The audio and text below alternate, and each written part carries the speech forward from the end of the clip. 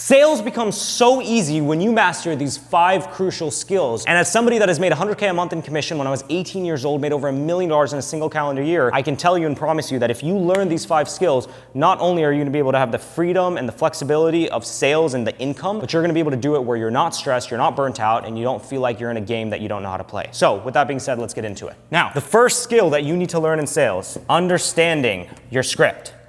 And let me explain to you the difference. There is a big difference between memorizing your script and understanding your script. 80% of salespeople memorize their script. You are not getting paid. You are not going to make a lot of sales by memorizing it. Otherwise, you would hire a VA in the Philippines. If you understand your script, there are 3 levels to understanding your script. Number 1, you know it by heart. Another form, you've memorized it, okay? So you know it. Number 2, you know the answer you want. What is the answer you actually want to the questions you're asking? Number 3, you understand different ways of asking the question. Let me explain why this works the way it does. You gotta have the script memorized. If you're thinking more about the script than you are about your prospects in a sales call, you're not actively gonna listen, so you're gonna come across rude, or you're just not gonna have an in-depth conversation. Number 2, you gotta know the answer you want. If you don't know the answer you want to your questions, how do you know if you're getting a surface level answer versus a real answer? Number 3, is every prospect gonna answer you the answer you want on the first time asking the question, or sometimes do you have to re-loop and ask the question again? Most people just skip past the question, and it's like, that's stupid. So the thing you gotta learn is mirror questions. Mirror questions is having the ability to ask the same question in a slightly different way to elicit the answer. First step you gotta do is understand your script. The 3 levels to understanding your script is know it,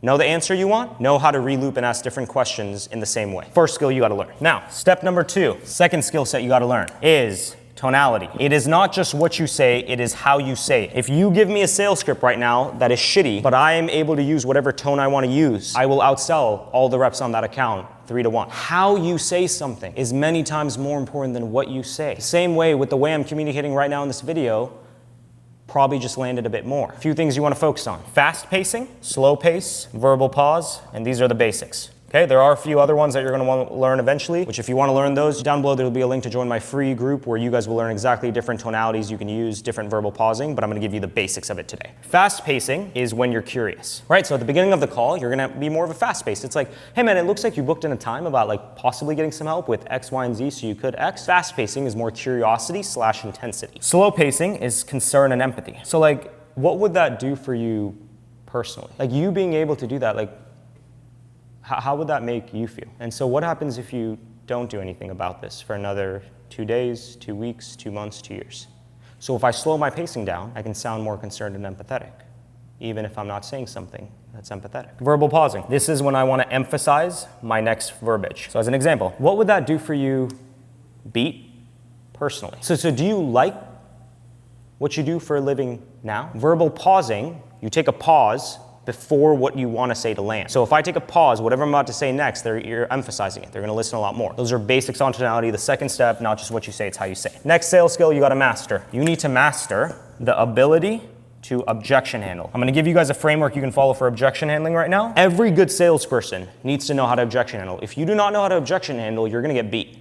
Period. You got to know how to handle objections. You want to get good at pre-handling objections, but you also got to get good at handling them. So I'm going to give you a 4-step simple framework to this, okay? This is the same framework I've used that helped me in objection handling. I love objection handling, just so everybody knows, and I love it because I've got a framework. I have a formula to it. Here's how it works. Step 1 is reframe. Step 2, pushback. Step 3, consequence. Step 4, call to action. You can do whatever reframe you want. I've got a few suggestions. If you want my exact reframe doc of how I made $100K a month in commission with my reframes, down below in the community, I actually have a free, just my document of how I did it, written out word by word, okay? But let's say, I'll give you one of my frames, or like a frame you could use that a lot of people use is like, okay, man, you ask a question, right? Let's say your reframe is a question. Well, how are you gonna do X without Y? And they're like, well, I guess I can't. You're gonna push back? Okay, but why not, man? Like, why do you feel like you have to do something? Well, because of X, Y, and Z. Because what happens if you continue not to do something? Well, then I don't get there. So what do you feel like you have to do then? So your framework, when you're in objection handling, you're not just gonna keep doing reframe question after question where it gets combative like most salespeople. You're going to reframe, you're going to push back, you're going to consequence, you're going to give them a call to action. That is how you objection handle. And if any of my sales calls you'll see in my private community or even that I've posted here on my YouTube channel, they all have that same framework. Because if you follow that, it puts you in a much better position. 4th step you need to master, very crucial. You need to understand empathy. Empathy is its own sales skill. Having the ability to showcase empathy when you speak to people is what causes them to have a level of trust. And a lot of that is based on your pacing. A lot of that is based on your body language. A lot of that is based on when you're communicating with somebody, how you make them feel, where you're still intense and honest with them and truthful with them, but you still get them to feel a different level of empathy. Empathy is something I struggled with for a long time, but once I learned how to be empathetic towards people by using my tone, my verbiage, but actually believing it, it put me in a much better position where now I was able to make sales nonstop because people didn't feel like I was selling them, people felt like I was helping them. Sales is about helping, not selling.